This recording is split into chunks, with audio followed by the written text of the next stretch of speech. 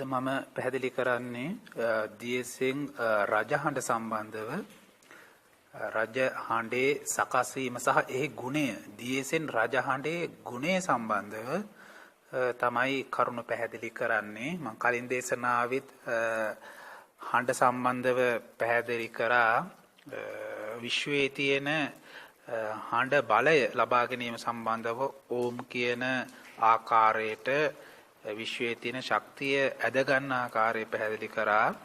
ඉතින් අද විශේෂයෙන්ම හඬ වර්ග තියෙනවා. ලෞකික හඬ, ලෝකෝත්තර හඬ, පෘථග්ජනයගේ හඬ, ඒ අතරේ බුදුරුන්ගේ හඬ, එක එක හඬවල් වල සකස් වීම වෙනස්. බුදුරුන්ගේ තියෙන වෙනම ආකාරයේ හඬක්. ඒක හැදෙන්නේ උපදින්නේ වෙනම විදිහකට.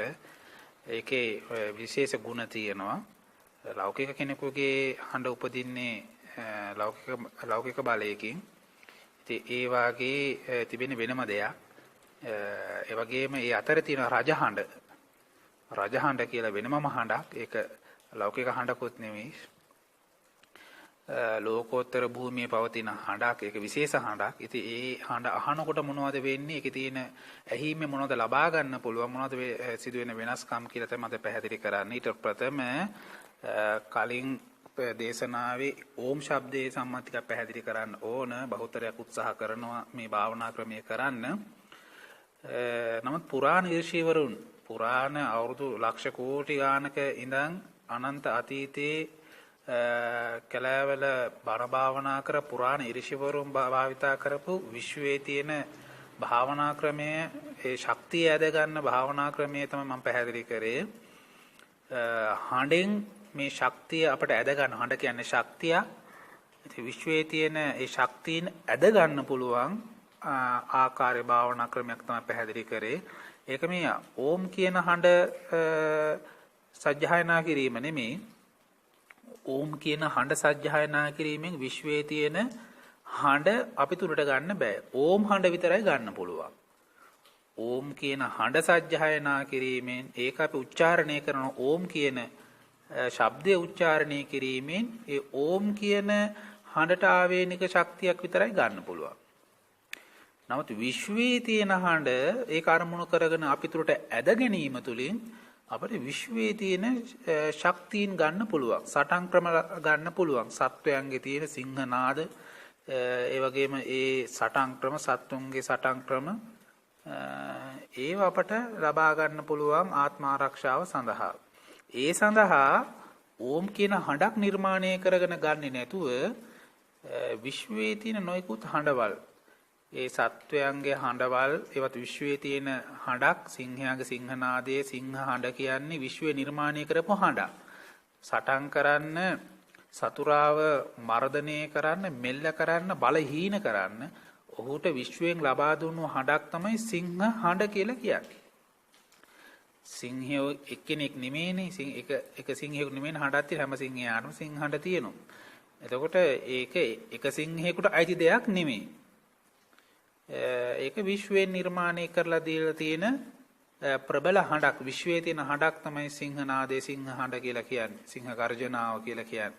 අභීත හඬක්, සටන්කාමී හඬක්. මරණය සඳහා මරණ බිය ඇති කරන මරණයේ හඬ, ඒ හඬ නිකුත් කරන්නේ මරණය සඳහා. හඬ නිකුත් කරොත් සත්වයක් මරණයට පත් වෙනවා. ඒ තරම් බිහිසුණු භාවයක් සිංහනාදයේ සිංහ ගර්ජනාවක් තුල තියෙනවා. මොකද ඒක කුසගින්නට ආමාශයත් එකට සම්බන්ධයි. ආමාශයෙන් තමයි ප්‍රබල ශක්තිය එන්නේ. මුළු කයින්ම එනවා ඒ ශක්තිය. ආමාශයෙන් හඬට ශක්තිය ගන්න කෙලින් කුසගින්න නිවාගෙන. ඒ කියන්නේ මරාගෙන කණ්ඩ. ඒකට තමයි ඒ ශක්තිය හඬක් විදිහට නිකුත් කරා. ඊටාම බිහිසුණු හඬ. ඒ වනයේදී සිංහනාදයේ පිට කරන හරිම බිහිසුණුයි සත්වය තැති ගන්නවා. ඒ මේ අත දුවනවා. ඒ තරම් මහා භයානක හඬක්. ඉතින් අන්න එවැනි ශක්තියින් අපිට කැලේ බණ භාවනා කරන ප්‍රයෝජනයට ගන්න පුළුවන්. ඒ හඬ නිකුත් කරලා, ඒ ශක්තිය නිකුත් කරලා ඒ හඬෙන් සත්වයන් පළවා හරින්න පුළුවන්. ඒ හඬ দমনය කරගෙන, පාලනය කරගෙන තමන් තුරට ගැනීමක් තමයි මේ භාවනාවෙන් කරන්නේ. සිංහයා වගේම කෑ ගැසී යුතු නැහැ. ඒ බලය, ඒ ශබ්ද ශක්තිය අරගෙන ඒක පාලනය කරගෙන, මර්ධනය කරගෙන තමන්ට ඒ ශක්තිය ඇඟට ගන්නවා අපි. ඇඟට ගන්න ඒක අතට ගන්න පුළුවන්. ශබ්ද ශක්තිය අතට ගන්න පුළුවන්. අතට අරගෙන අතින් නිකුත් කරන්න පුළුවන්. ඒ ශක්තිය අතින් නිකුත් කරාම ඒ සත්වයන් ඒන් මෙල්ල කරන්න පුළුවන් ශක්තියක් ලැබෙනවා. ඒක අපි මේ හඬක් විදිහට මේක ගන්න. ඇත්තට මේ හඬ අපි කනට නෙමෙයි ගන්නෙ. සාමාන්‍ය හඬක් අපි කනෙන් අහන්නේ. කනහරහා මොලේට යන්නේ. නමුත් මේ හඬ කෙලින්ම අපි ඇදලා ගන්න කට හරහා Taman තුලට අදිනෝ. Taman තුල තමන්ගේ කයට අදිනෝ. එහෙම ඒක අදින්න මේ ශක්තිය කයට එකතු වෙනවා. කයට එකතු වෙලා තමන්ගේ අදිෂ්ඨානට අනුව ඒ ශක්තිය ඒ හඬ අතට එනවා.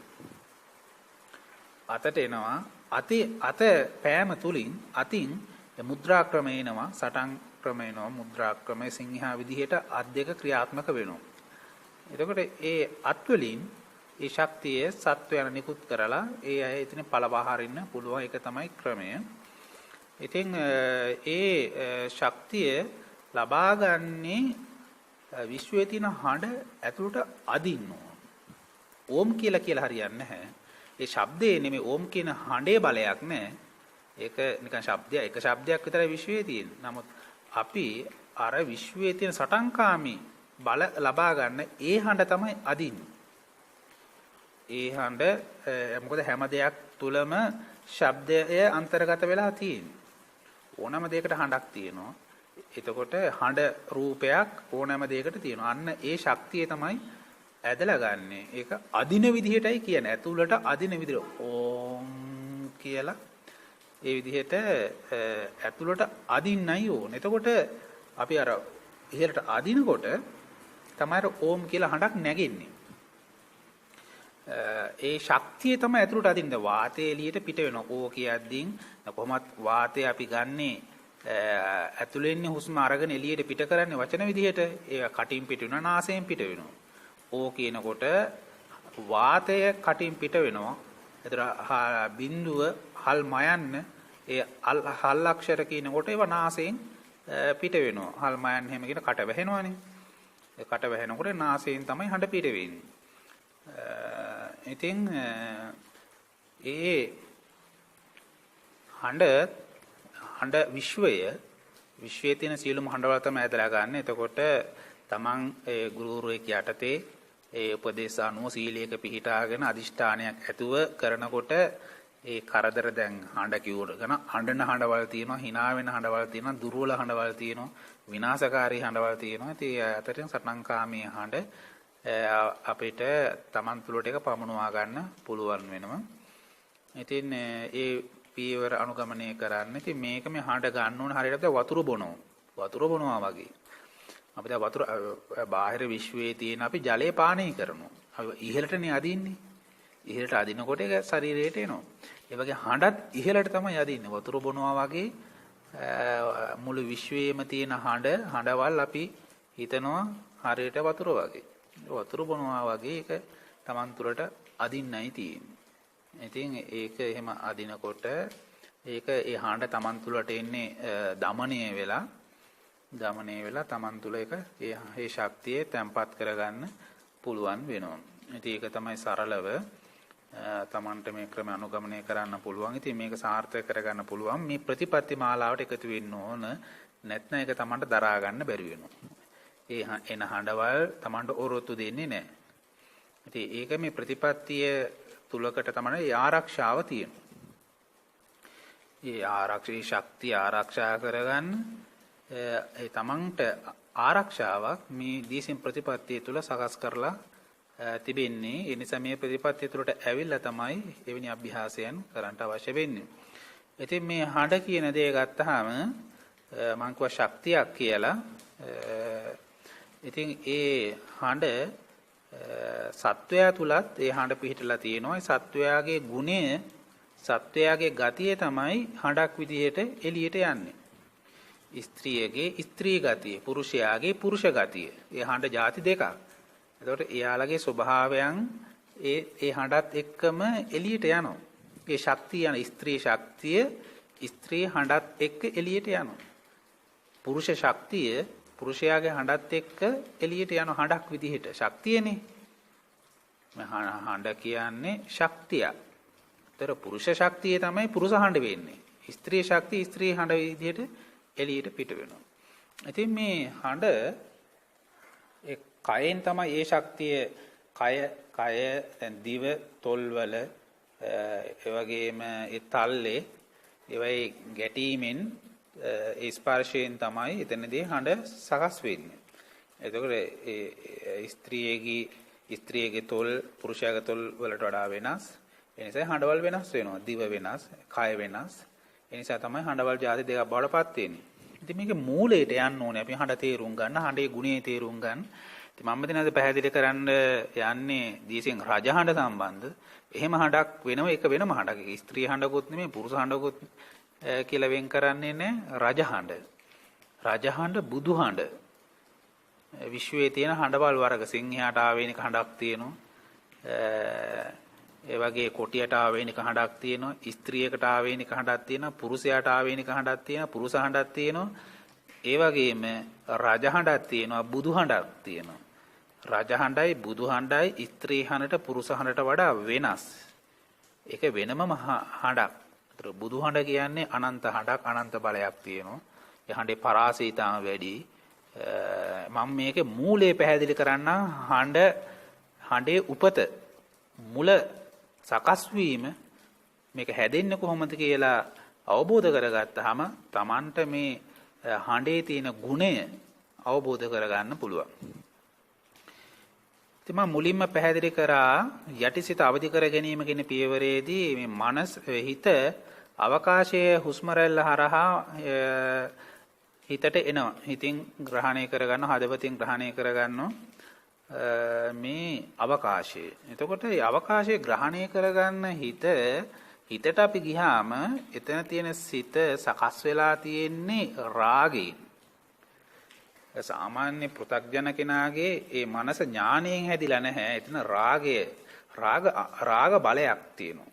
රාග බලය, ද්වේෂ බලය. ඉතින් මේ දෙකමටම අතර මැදියක් ගත්තාම මෝහ බලය කියලා අපිට ගන්න පුළුවන්. ඉතින් එතන මේ ලක්ෂණ තුනක් තියෙන්නේ රාග, ද්වේෂ, මෝහ, ඇලෙන, ගැටෙන. ඒ ගතියක් තමයි ඒ අර අවකාශය ග්‍රහණය කරගන්න සිතේ තියෙන. ඒ කියන්නේ අවකාශයේ Taman තුළට එනකොට අවකාශය හොයාගෙන අවකාශයේ දිගේ පැතිරෙනවා රාගය.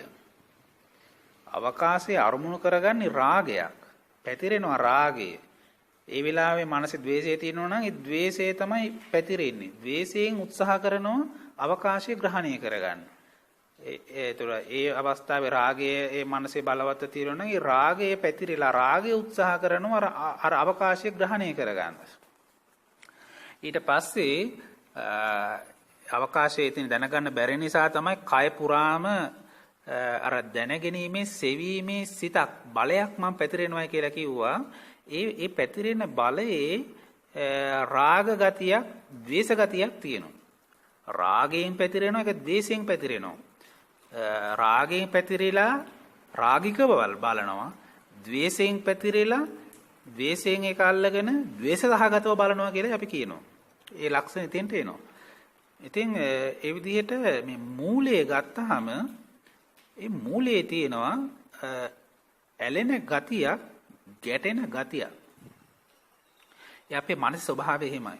අපි අරමුණක් දැනගන්න අපි දැනගන්නේ ප්‍රඥාවෙන් නෙවෙයි. පෘථග්ජන කෙනා සාමාන්‍ය මිනිස්සයා අරමුණක් අවකාශයේ වුණා දැනගන්න අර මුල් වෙන මූලික සිත ඇත්තටම ඒකත් රාගික වෙලා තියෙන්නේ. මේ ඒ පරණ වෙලා මේ සිත ඒව දැන් රාගිකව ක්‍රියාත්මක වෙන්නේ. ඉතින් ප්‍රඥාවෙන් නෙමෙයි දැනගන්නේ. සාමාන්‍ය කෙනා දැනගන්නේ ඒ ප්‍රඥාව විදිහට දැනගැනීමේ හැකියාවක් රාගයට, ද්වේෂයට තියෙනවා. ඒ ද්වේෂයෙන්, රාගයෙන් ඒ දැනෙන ගතියක් තියෙනවා. ඒක බලයක්. එතකොට මේ දැනගැනීමේ සිත තමයි රාගයෙන් හැදෙන්නේ, ද්වේෂයෙන් හැදෙන්නේ, මෝහයෙන් හැදෙන්නේ. එහෙම ගතියක් ඒ සිතේ සකස් වෙලා තියෙනවා. ඉතින් මේ වචනය නිකුත් කරන්න ලොකු වාතයක් තමයි ඉහළට තල්ලු වෙන්නේ. වාතයක් ඉහළට තල්ලු කරනවා මේ චිත්ත බලයෙන්. ඒ වෙලාවේ රාගය බලවත් නම් ඒ සිතේ රාගය කියන එතන ශක්තියක් බලයක්. මේ බලය තමයි වාතය තල්ලු කරන්නේ. වාතය තල්ලු කරනවා. ද්වේෂය නම් ද්වේෂය තල්ලු කරනවා. තල්ලු කරලා දැන් රාගයෙන් තල්ලු කරනවා. රාගයෙන් ගිහිල්ලා තමයි වදින්නේ තොල්වල දිවේ උඩු තල්ලේ වාතයේ වැදිලා රාගික හඬක් යනවා. ද්වේෂ සහගත හඬක් යනවා. ඒ හඬේ ඒ ගතිය තියෙනවා. මොකද ඒ වාතයට තියෙන වාතයට පහර දෙන්නේ එක්ක රාගය එක්ක ද්වේෂය. ඒතර තමයි මේ හඬක් නිකුත් වෙන්නේ. ඒ වස්තුව වාතේ නිකම්ම තිබ්බට හඬ නිකුත් වෙන්නේ නැහැ. වාතේ තල්ලු කරන්න නැත්නම් වාතයට පහරක් දෙන්න. වාතයට ප්‍රබල පහරක් දෙනකොට තමයි ඒක ශබ්දයක් බවට පත් වෙන්නේ. දැන් ෆෑන් එක තටු තුනක් තියෙනවා වේගයෙන් කැරකෙනවා. කැරකෙන හුලං වාතේ වදිනවා. අන්න වදිනකොට හඬක් නිකුත් වෙන හුලං හඬක්. ඉතින් එතකොට මේ වාතේ නිකම්ම තිබුණාට ශබ්දයක් ඉන්නේ නැහැ. මේ වාතයට සිතෙන් දෙනවා තල්ලුවක් බලයක් දෙන. ඒතර අන්න චිත්ත බලය ඒකට ඇතුල් වෙනවා. ඇතුල් වෙලා ඒක ගිහිල්ලා ඒ තැන්වල වැඩිමින් තව ඒකට ස්ත්‍රී ගතිය පුරුෂ ගතියත් එකතු වෙනවා. එකතු වෙලා එළියට හඬක් යනවා. ඉතින් ඒකේ ඇතුළාන්තය ගත්තාම ඒ හඬ ඇතුළ තියෙන්නේ රාගයයි ද්වේෂයයි. ඒක අර හැඩ කිරීම තමයි අයන්න විදියට ආයන්න විදියට මායන්න විදියට තයන්න විදියට කයන්න විදියට ඒ විදියට මේක හැඩ කිරීම තමයි අපි දිවෙන් කරන්නේ. දත් වලින්, තොල් වලින්, උඩු තල්ලෙන්, උගුරෙන් ඒක කරන්නේ මේ ඒ එන හඬ හැඩ ගන්නනු. කොටස් කරනු. ඒ වුණාට ඒකේ මූලද්‍රව්‍ය ගත්තාම පදාර්ථය ගත්තාම ඇතුලේ තියෙන්නේ අර චිත්ත රාගය, චිත්ත ද්වේෂය.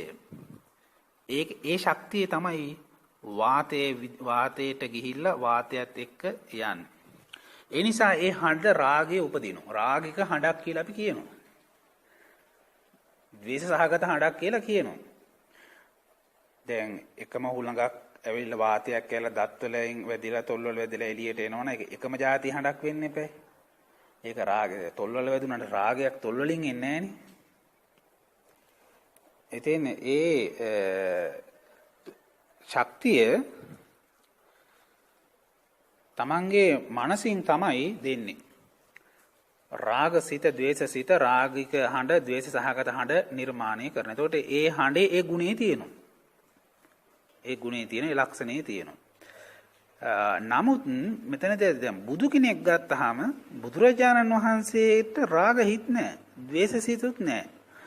එතකොට එතන දැන් හුස්ම රැල්ල හරහා අවකාශයේ එනවා. අවකාශය ආවහම රාගය දුවගෙන යන්නේ නැහැ. ඒ අවකාශයේ දැනගන්න රාගය පැතිරෙන්නේත් නැහැ. ද්වේෂය පැතිරෙන්නේත් නැහැ. බුදුරජාණන් වහන්සේගේ එතන ප්‍රඥාව තමයි පැතිරෙන්නේ. එතනින්ම දැනගන්නම් පුළුවන්. අවකාශයේ එතනින්ම දැනගන්නවා සමහර අවස්ථාවල. නැත්නම් ඒ ඥාන බලයක් තමයි, ප්‍රඥා බලයක් තමයි ආයතන හරහා ඒ අරමුණ ග්‍රහණය කරගන්නේ. ඒ නිසා එතන මුලා වෙන්නේ නැහැ. ඇසේ මුලා වෙන්නේ, කනේ මුලා වෙන්නේ, ඇසේ ආත්ම ගතියකුත් නැහැ. එතන මුලා කරන කෙනෙකුත් නැහැ. කෙලින්ම අරමුණේ විදිහටම ග්‍රහණය වෙනවා බුදුරුන්ගේ. ඒතර හඬ ගත්තාම එතන අරමුණ දැන් රාගය ප්‍රහීන කරනවා. චිත්ත රාගය ප්‍රහීන කරනවා. ද්වේෂය ප්‍රහීන කරනවා. දැන් හිත හැදෙන්නේ සාමාන්‍ය පෘථග්ජන කෙනාගේ හැදෙන්නේ හිත රාගයෙන්. ඒක තමයි මූලද්‍රව්‍ය. රාගය නැති කරනකොට හිත නැති වෙනවා. ද්වේෂය නැති කරනකොට හිත නැති වෙනවා. දැන් චිත්තං කියලා ඒ චිත්තානුපස්සනාවල මේ රාග චිත්තං රාග චිත්තන්ති පජානාති කියලා ඒ විදිහට මේ රාග සිත, ද්වේෂ සිත එහෙම අපි අවබෝධ කරගන්නවා. ඉතින් ඒක ප්‍රහීන කරනවා. ඒක නැති කරලා දැම්මහම ආයෙ නැවත අරමුණ දැනගන්න රාගයට එන්න බෑ. ප්‍රහීන කරා කියන්නේ හංගනවා කියන එක නෙමෙයි. අමතක කරනවා කියලා එකක් නෙමෙයි. නැතිම කරලා දානවා. නිරෝධ කරලම දානවා. එතකොට ඒක රාගය නැති කරන්නේ ප්‍රඥාවෙන්. ප්‍රඥාව ආදේශකයකට ප්‍රඥා භාවිතා කරලා ප්‍රඥාව පුරුදු කරලා රාගේ ප්‍රඥාව බඩපත් කරනවා. එතකොට එතන කිසිවක් නැති වෙන්නේ නැහැ. ප්‍රඥාසිත එතන පවතිනවා. ඒ නිසා ඊට පස්සේ අරමුණක් එනකොට අවකාශය එනකොට ප්‍රඥාව තමයි ඉදිරිපත් වෙන්නේ ක්‍රියාත්මක වෙන්නේ අරමුණ දැනගන්න. ඒ නිසා පහසුවෙන් අරමුණ දැනගන්න පුළුවන්. ඉතින් රාගය මේ අත ක්‍රියාත්මක වෙනකොට රාගයේ ආත්ම දෘෂ්ටි වලට පැටලෙනවා. ඒක ඇසට ගියාම ඇසේ ආත්ම දෘෂ්ටියකට පැටලෙනවා. කනේදී ඒ ආත්ම දෘෂ්ටි වලට පැටලිලා හරියටම ඒ අරමුණ ග්‍රහණය වෙන්නේ නැහැ. එතනදී මුලාවකටපත් වෙනවා. ඉතින් ඒකයි හිතේ මුලාව කියන දෙයක් තියෙන්නේ. මුලාවකටපත් වෙන හරියටම යථාර්ථය දැනගන්න බැරි නිසා. බුදුරජාණන් වහන්සේගේ හඬ එතකොට නිකුත් වෙන්නේ හඬ සඳහා ශක්තිය බලය වාතය ඉහළට තල්ලු කරන්නේ ප්‍රඥා බලයක්. රාගය ඉහළට තල්ලු කරන්නේ නැහැ, ද්වේෂය ඉහළට තල්ලු කරන්නේත් නැහැ. ප්‍රඥාව මහා ඥාන බලයක්. මහා අනන්ත ඥාන බලයක් තමයි අර වාතයට ශක්තිය දෙන්නේ, වාතය තල්ලු කරන්නේ. තල්ලු කරනකොට ඒ චිත්ත ශක්තිය වාතයට ඇතුල් වෙනවා. ඇතුල් වුණාට පස්සේ තමයි වාතය දුවන්නේ උඩට. වාතය එතනම රැඳෙන්නේ නැහනේ. වාතය උඩට තල්ලු කරනවා, දුවනවා. ඒ තල්ලු කරන ඒ ශක්තිය එනේ ඥාන ශක්තියක් එක්ක. ඒ ඥාන ශක්තිය ශරීරේ ගැටෙනවා. ගැටිලා එතනදී උපමට්ටම් වෙලා හැඩගැන්විලා එළියට එනවා. එළියට එන්නේ මහා ඥාන බලයක්. කෙනෙක්ව ගිනි තියෙන, කෙනෙක්ව අවුලවන, විනාශ කරන, අසහනයටපත් කරන හඬ ශක්තියක් නෙමෙයි බුදු කෙනෙකුගෙන් එළියට එන්නේ. ඥාණයෙන් සකස් වුණු ඥාණයෙන් පිරිපුන් ශක්තියක්. ඉතින් ඒක මහා මෛත්‍රියත් මූලික වෙනවා. ඒ මෛත්‍රියත් මූලික වෙලා මෛත්‍රී සහගත වචනයක් ඒ අභ්‍යන්තරයේ මෛත්‍රිය තියෙනවා. ඒ හඬ ඇහෙනකොට කෙනෙක් මෛත්‍රියකට පරිවර්තනය වෙනවා. ද්වේෂය නැති වෙලා ඒ අය මෛත්‍රියකට යොමු කරවන්න ප්‍රබල බලයක් ඒ වචනේ එනවා. මොකද මෛත්‍රියත් එකතු කරලා මෛත්‍රියනොත් ඒ වචනේ සකස් වෙන නිසා. ඒක කෙනෙකුට අහනකොට ඥානෙ ලැබෙනවා. මොකද ඥානෙනේ එන්නේ. ඥානේ හඬක්නේ. රාගයේ හඬ නෙමෙයි. සාමාන්‍ය මිනිස්සුන්ගේ හඬ රාගයේ හඬ, ද්වේෂයේ හඬ. ඒ වහන කොටත් ඇති වෙන්නේ රාග ද්වේෂ. නමුත් ඥානේ හඬ. ඥානේ හඬ, බුද්ධියේ හඬ, බුද්ධත්වයේ හඬ. ඇත්තටම බුදුහාමුදුරුවෝ ඉන්නේ එතන මනසේ. බුදු හඬ. බුදු මනසින් එන්නේ බුදු හඬක්. බුදු කෙනෙකුගේ හඬ. ඒ ශක්තිය එළියට එනකොට අර විදිහට එන්නේ ඥානයෙන් යුක්ත වෙලා. ඒක කියනවා ඥානය ඒයට ලැබෙනවා. ඒකයි එක සූත්‍රයේම කෙනෙකු නිවන් දකින්න පුළුවන්. ප්‍රඥාව පහළ වෙන අවදි වෙනවා. පටාචාරාව සිහි මුලා වෙලා නැගණේ සිහිය ඇතු එන්න කියලා විතරයි කිව්වේ. ප්‍රකෘති සිහිය ලැබුණා. ඒ තරම් මහා සති බලයක් කින් තමයි ඒ වචනයේට ශක්තිය දෙන්නේ. ඒ වාතයේ උඩට තල්ලු කරන්නේ එහෙම බලයකින්. ඒක මනුස්සයෙක් විතර නෙමෙයි මේක විශ්වයටත් යනවනේ. ගහ ඒ පරිසරයට බුදුහාමුදුරුවෝ බණ කියනවා. ඒ වචනේ පිට වෙනවා, ඥාන බලයේ පිට වෙනවා පරිසරයට. ගහට කොළටත් පිට වෙනවා. ඉතින් ඒ විශාල ශක්තියක්නේ. ඒ ශක්තිය වදිනකොට ගහට කොළටත් බලයක් එනවා. ඥාන බලයක් ගහට කොළටත් එනවා. ඒකයි වගේ මල් පිපෙනවයි කියන්නේ. බුදුහාමුදුරුවෝ පිරිනොම් පෑවහම ගස් මැලුණායි කියනවා. මොකද ඒ තරම් අධික බලයක්, අධික ඥාන බලයක් සජීවී අජීවී හැම දෙයකටම ඒ බලය පිහිටනවා. දැන් අපි වාතයක් පර්වතයක වැදුනොත්, හුලඟක් ඇල පර්වතයක වැදුනොත් ඒකේ හඬක් නිකුත් වෙනවා. ඒක වදිනවා, ස්පර්ශ වෙනවා. ඒ වගේම ඒ ශක්තියක් ඒ වස්තුවටත් කාවදිනවා. අපි දැන් බෝලකින් බිත්තියකට ගැහුවොත් එතකොට ඒ ශක්තියෙන් හඩක් නිකුත් වෙනවා වගේම ගැහුවාම ඒක එක්ක paludu වෙනවා. ඒක පුපුරනවා සමහර විට. ඒක ඇතුළට ඒ ශක්තියක් යනවා. ඇතුළට ශක්තියක් යනවා. ඉතින් මේ විදිහට බුදුහාමුදුරන්ගේ හඬ වාතයට යනකොට ගහට කොළට ගිහිල්ලා වදිනකොට ඒ අදිෂ්ඨාන ඒ බලය හඬේ බලය ගහට කොළටත් යනවා. ඉතින් එතකොට ඒවට පවයි ගුණේ දැනෙනවා. ඒවත් වෙනස් වෙනවා. එන සාමාන්‍ය මිනිස්සුක වෙනස් වීම අපට හිතා ගන්න පුළුවන්. සමහර ඒ බුදු හඬ බණ කියන හඬ ආපු තිරිසං සත්තු අහුම්කන් දුන්නු තිරිසං සත්තු මරණයෙන් පස්සේ දිවි ලෝකෙ විදිලා තියෙනවා. ඒ සාමාන්‍ය තිරිසං සත්තුන් බණ කියනව තේරෙන්නේ නැහැ. ඒ වුණාට ඒවට අහුම්කන් දීලා මරණයෙන් පස්සේ ඒක මැඩියෙක් බණහන්ට ධර්මදේශනාවට අහුම්කන් දීලා දිදී ඉන්නකොට ගවයෙක්ගේ අඩියකට කකුලකට පෑගිලා මැරුණා. ගිල දිවි ලෝකෙ ඉපදුනායි කියනවා.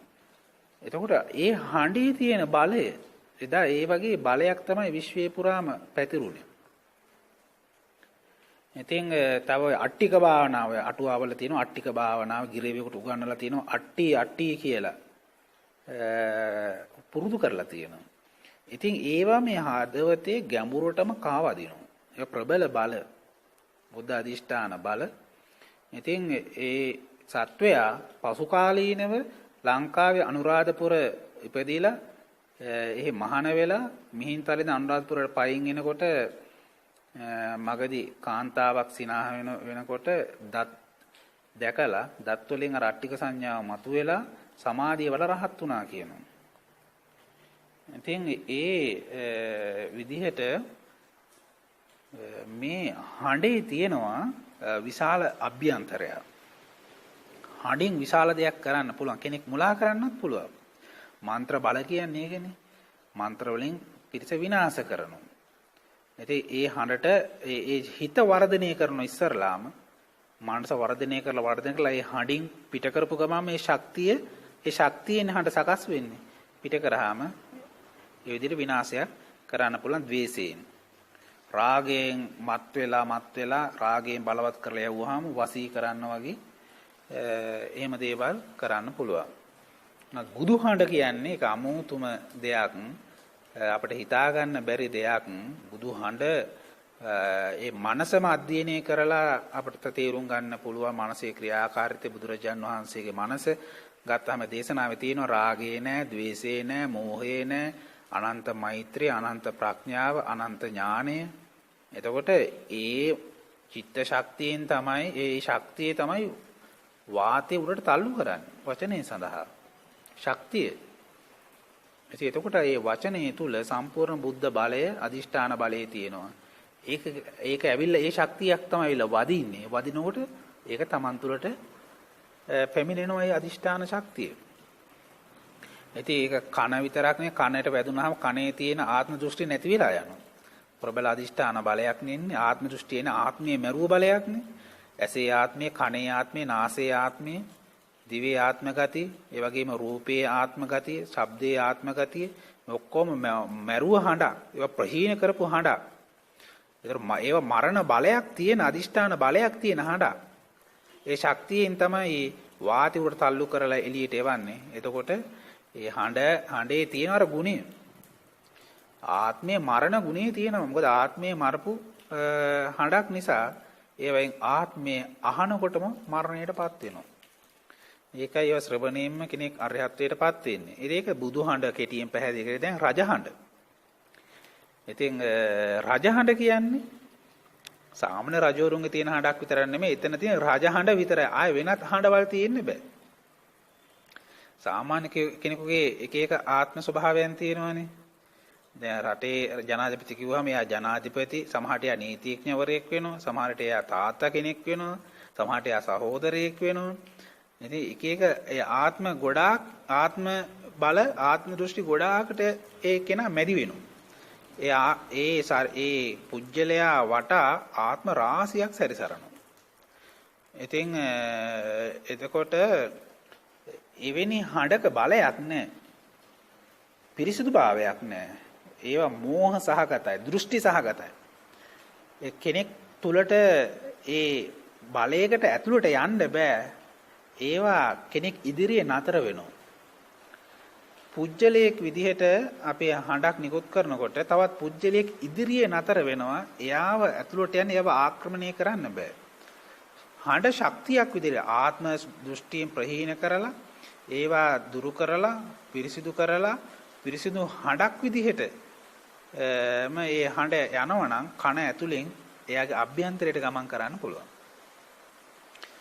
ඉතින් මෙතෙන්දී රජ හඬත් එවැනි පිරිසිදු හඬක්.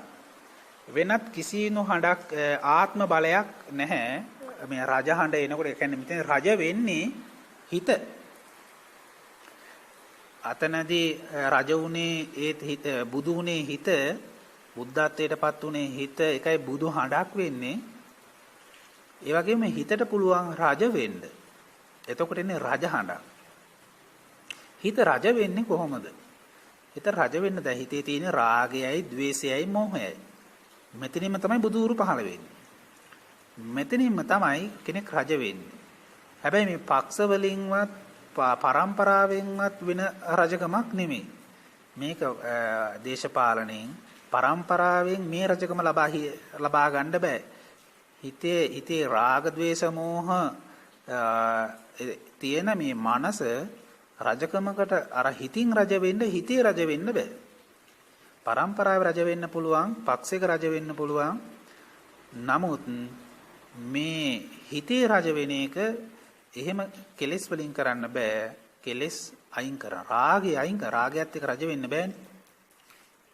රාගයයි, ద్వේෂයයි, මොහයයි. මෙතන රාගයේ තියෙන ආත්මයක් හැටියට. මේක ආත්ම සහගත වෙලා තියෙන මේ රාගය. ද්වේෂයත් එහෙමයි. ආත්ම සහගත වෙලා තියෙන. කෙනෙක් ඒ අරමුණු වලින් සමහරට බිය තැති ගැනීම ඇති වෙනකොට ඒවා හදවතට දැනෙනවා. මම බය වුණා, මට බය හිතුණා කියලා තමයි දැනෙන්නේ. ඇත්තට මේ හිතනේ බය වෙන්නේ. ඒ වුණාට එතන ඒ හිත මම වෙනවා. ඒ හිත මගේ වෙනවා. ඒක තමන්ගේ ආත්මය බවට පත් වෙනවා.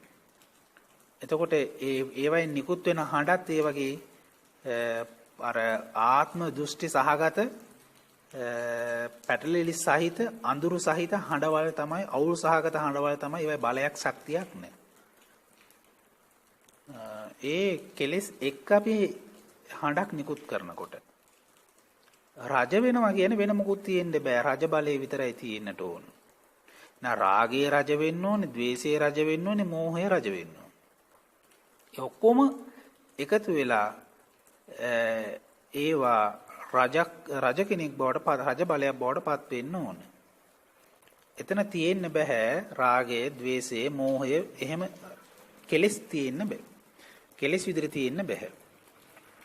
ඉතින් මෙතනදී ඒ රාග සහගත සිත ප්‍රහීන කරලා, ද්වේෂේ ප්‍රහීන කරලා එතන රජ විපාකයක්, රජහිතක් හැදෙනවා. ප්‍රධාන එතන එතකොට හිත වර්ග තුනක් තියෙනවා. පෘථග්ජන සිත, මේ රජසිත සහ බුදුසිත. බුදුසිත කියන්නේ ඒක වෙනම චිත්ත වර්ගයක්, සිතක්. ඒ වගේ තමයි රජසිත. රාගය එතන නැහැ, ద్వේෂය නැහැ, මෝහය නැහැ. තියෙන රජහිත. රජ බලයක්. රජ බලයක් අරමුණක් අවකාශය ඇතුළට එනකොට අවකාශය දැනගන්න ඉදිරියට යන්නේ රජ බලය. කනට එන්නේ නාසයට එන රජ බලය. එතකොට ඇසේ කනේ තිබෙන රජ බලයක්. වෙන ආත්මයක් මම මගේ කියලා ගන්න එහෙම ආත්ම ස්වභාවයක් නැහැ. මෙතන මොන රජ කෙනෙක්ද? ලෝක සත්වයාව නිර්වාණයට යොමු කරවන රජ බලයක්. අධර්මයේ නැති කරලා, අධර්මයේ විනාශ කරලා ධර්මයේ ස්ථාපිත කරන රජ බලයක් තමයි මෙතනදී මනස පිහිටන්නේ. එතන මනස තමයි මේ රජ බලය ක්‍රියාත්මක වෙන්නේ. මනසේ රාගයේ දුරු කිරීමෙන්, ද්වේෂයේ, මෝහයේ දුරු කිරීමෙන් තමයි මේ රජ බලය හැදෙන්නේ. ඉතින් මේ රාග ද්වේෂ මොහ දුරු කිරීමෙන් තමයි අපි නිර්වාණයටපත් වෙන්නේ. සෝවාන් සකදාගාමී අනාගාමී අරහත් ඵලයන්ටපත් වෙන්නේ. ලෞතර බුද්ධත්වයටපත් වෙන්නේ. ඉතින් ඒ අතරේ කෙනෙක් අදිෂ්ඨාන කරගෙන මම මේ ධර්මය අවබෝධ කරගෙන මේ අධර්මය නැති කරලා ධර්ම රාජ්‍යයක් සකස් කරනවා කියලා එහෙම අදිෂ්ඨානය මූලික කරගෙන ඒ වීරය වඩනකොට ඒ කෙලෙස් නැති වෙලා රජ ආත්මය සකස් වෙනවා. ඒකට ගොඩක් කුසලයේ දිනු කරන්න ඕන, අදිෂ්ඨානයේ දිනු කරන්න ඕන. සම්පූර්ණ වුණොත් පමණයි කෙනෙකුට ඒ රජ විපාකයේ රජ අධිගමේ ලබා ගන්න පුළුවන් වෙන්නේ. අධිගමේ තියෙන තැන තමයි මනස. එතකොට හඬ එන්නේ රජ හඬක්. හිත රජ හිතක්, රජ හිතක්, රාගක හිතක් නෙමෙයි, ද්වේෂ සහගත හිතක් නෙමෙයි, මෝහ සහගත හිතක් නෙමෙයි. ප්‍රහීන කරනවා. ඒ මනස පරිවර්තනය කරනවා. ඒ පරිවර්තනය කිරීමෙන් තමයි රජ බලය, ඒ මනස රජ කෙනෙක් බවට පත් වෙන්නේ, රජ බලයක් බවට. ඊට පස්සේ ඒ අතුලාන්තයේ ක්‍රියාකාරීත්වය වෙනස් වෙනවා. රාගය ඇඟ දිගේ දුවන්නේ, ද්වේෂය දුවන්නේ, දුවන්නේ රජ බලය. විදර්ශනාවෙන් සකස් වුණු අධිගම රජ බලයක් තමයි මේ ඇස කන නාසය හරහා ක්‍රියාත්මක වෙන්නේ. හඬත් ඒ වගේ තමයි. ඒ හඬ නිකුත් කරන වාතේ තල්ලු කරන්නේ රජ බලයක්. රාගය නෙමෙයි, ද්වේෂය නෙමෙයි, මෝහය රජ බලයක්. ඒකයි මම කිව්වා දීසෙන් හඬ කියලා වෙනම හඬක් නිකුත් වෙනවායි කියලා. ඒ වගේ මේ හඬ රජ හඬ ඒක අහනකොට කෙනෙක් ධර්මයේ පිහිටන ධර්මයේ කෙනයාට ඒ ධර්ම මානසිකාරය තමයි වරද නෙවෙයි, රජ බලයක් තමයි එන්නේ. රාග ద్వේෂ මෝහ වලින් තොර රජ බලයක්, ඥාන බලයක් එයාට ලැබෙනවා. එයා කෙලෙස් ප්‍රහීන කරන්නේ, කෙලෙස් සතුරන් විනාශ කරනවා. අර රජ කෙනෙක් සතුරන් විනාශ කරන විදිහට කෙලෙස් සතුරන් විනාශ කරගෙන ඒ බලයක් තමයි Tamanට ලැබෙන. රාගය උපදින්නේ නැහැ. මොකද රාගයක් නැති නිසා. රජ බලයක් විතරයි තියෙන්නේ. ඒ හඬේ මේ හඬ, මේ ධර්ම දේශනා කරන හඬ ශ්‍රවණය කිරීමෙන් කෙනෙකුට රාග ద్వේෂ මොහ උපදින්නේ නැහැ. මේක නැවත සමාධිමත් සිතින් අහලා බලන්න, හඬ මෙනෙහි කරලා බලන්න රාගය උපදිනවද කියලා. ඥානය උපදින්නේ. මේකේ ඥානයක් උපදින හිත සමාධිමත් වෙනවා. තමන්ගේ රාගය යටපත් වෙන, ද්වේෂය යටපත් වෙන. තමන්ගේ රාගය ධර්ම රාගයේ බවට පත් වෙන, ධර්මයේ බවට පත් කරනවා. ඒක ධර්මයට යොමු කරනවා. ඒක දමනය කරනවා. ද්වේෂය දමනය කරනවා. ඒක ධර්මයේ විතර තමන්ව යොමු කරනවා. ධර්මය අවබෝධ කරනවා. ඒ බලයක් මේ හඬේ තියෙනවා. තමන්ට මේ හඬෙන් එක දැනගන්න පුළුවන්. හැබැයි තමන්ට මේ හඬෙන් තොරව ද්වේෂය උපදින්න පුළුවන්. මේ හඬත් එක්ක, මේ හඬත් එක්ක කෙනෙකුට ගැටෙන්න පුළුවන්. හැබැයි මේ හඬ තමන් ගාවට ඇවිල්ලා තමන් තුල ගැටීම නිර්මාණය කරන්නේ. හැබැයි කෙනෙකුට ගැටෙන්න පුළුවන්. දැන් බුදුහාමුදුරුවොත් එක්ක ගැටෙන්න පුළුවන් කෙනෙකුට. අඟුලිමාල මුලින්ම ගැටීමෙන් ආවේ, දේවදත්තර ගැටීමෙන් ආව. එහෙම හඬත් එක්ක ගැටෙන්න පුළුවන්. නමුත් ඒක හඬේ වරදක් නෙමෙයි. හඬ ගැටෙන්නේ නැහැ. හඬ